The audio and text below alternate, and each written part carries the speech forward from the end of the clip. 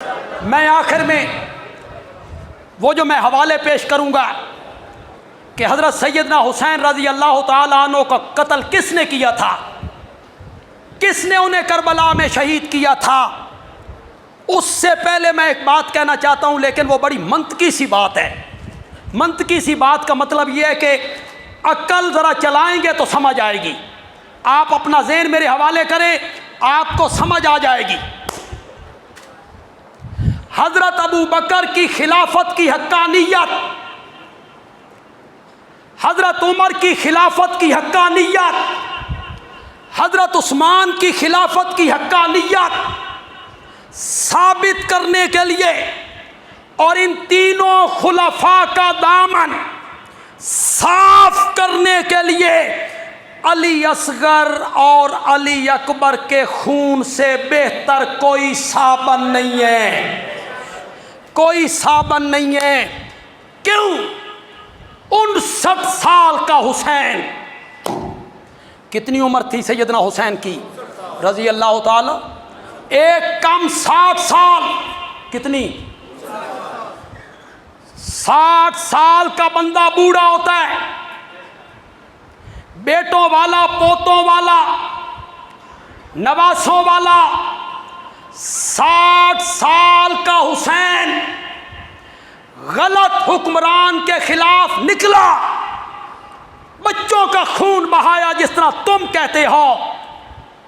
30 سال کے حیدر کرار نے ابو بکر و عمر اور عثمان کی خلافت کو کیوں برداشت کیا تھا؟ ہمیں مطمئن کرو، ہمیں مطمئن کرو۔ 60 سال کا بوڑھا نکل آتا ہے، میں ظالم کو نہیں مانتا جس طرح تم کہتے ہو۔ حضرت علی کو بھی نکلنا چاہیے تھا کہ نہیں نکلنا چاہیے تھا؟ حضرت علی کو بھی نکلنا چاہیے تھا۔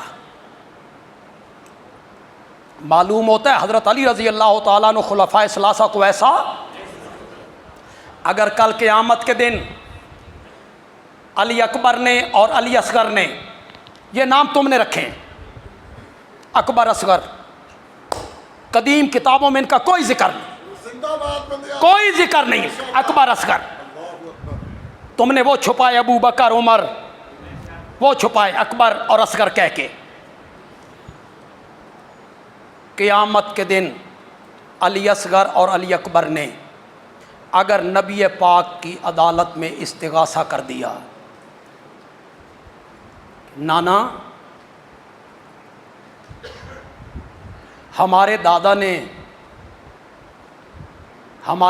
نے تینوں ظالموں کے ساتھ نباہ کر کے اپنے بیٹوں کا خون بچا لیا تھا، ہمارے بابا سے پوچھو دادا نے ظالموں سے نباہ کر لیا، بابا نے نباہ کیوں نہیں کیا؟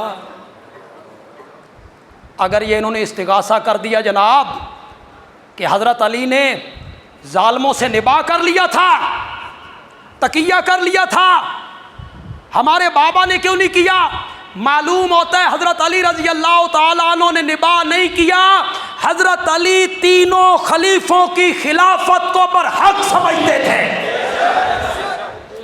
ان کے پیچھے نمازیں پڑھی، چیف جسٹس کے عہدے پر فائز رہے، چیف جسٹس کے عہدے پر فائز رہے۔